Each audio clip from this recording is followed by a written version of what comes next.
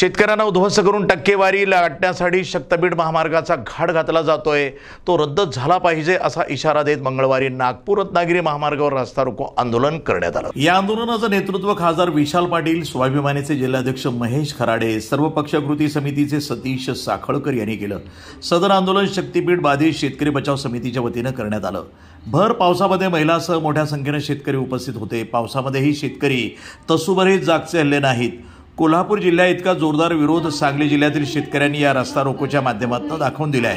रस्त्याच्या दुतर्फा 5 ते 6 किलोमीटरच्या वाहनांच्या रांगा लागल्या होत्या। विशेष म्हणजे एक ॲम्ब्युलन्स आली, त्यावेळी मात्र तात्काळ वाट करून देण्यात आली। शक्तीपीठ महामार्ग रद्द झालाच पाहिजे या प्रमुख मागणीसाठी आज मंगळवारी रत्नागिरी नागपूर महामार्गावर अंकली या ठिकाणी प्रचंड असा रस्ता रोको करण्यात आला आणि या रस्ता रोकोमुळे रत्नागिरी नागपूर हायवे, कोल्हापूर हायवे हा जाम झाला।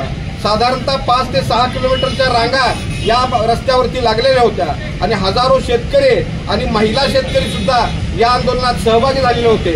या आंदोलनाला पाठिंबा देण्यासाठी खासदार विशाल पाटील उपस्थित राहिले होते। मात्र मी देवेंद्र फडणवीसांना सांगू इच्छितो की आमच्या जिल्ह्यामध्ये काही भागामध्ये मोजण्या सुरू आहेत। तिसंगी या ठिकाणी गेल्या 5 दिवसापासून मोजणी सुरू आहे। शेतकरी प्रचंड विरोध करतायत, गयावया करतायत। शेतकरी रस्त्यावर आलेले आहेत, आया बहिणी रस्त्यावर आलेले आहेत, लहान मुलं रस्त्यावर आलेले आहेत आणि शेतकऱ्यांचा उद्ध्वस्त होत असताना संघर्ष सुरू आहे। आणि हा संघर्ष सुरू असताना सुद्धा जर गांधारीची भूमिका देवेंद्र फडणवीस घेणार असतील तर यापुढच्या काळामध्ये हा शेतकरी आज सनदशीर मार्गाने आंदोलन करत असेल तर यापुढच्या काळात हातात बंदुका घ्यायला तो कमी जास्त करणार नाही।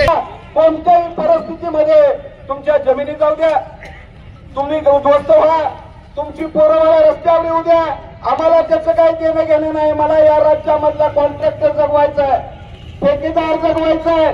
86,000 कोटीचं बजेट आहे आणि 86,000 कोटीपैकी राजू शेट्टींनी आरोप केलेला आहे 50,000 कोटीचा घपला केवळ देवेंद्र फडणवीस आणि त्यांचं मंत्रिमंडळ करणार आहे।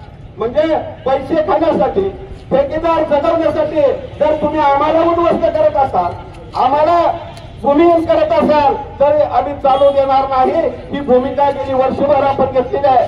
त्याच भूमिकेचा हा भाग आहे म्हणून आज आपण या ठिकाणी रस्ता रोको केलेला आहे। राज्यामध्ये रस्ता रोको सुरू आहे, अधिवेशन सुरू आहे। त्या अधिवेशनामध्ये सतेज पाटील, विश्वजित कदम ही आपली भूमिका मांडणार आहे। NTV न्यूज मराठी प्रतिनिधी राहुल वाडकर, सांगली।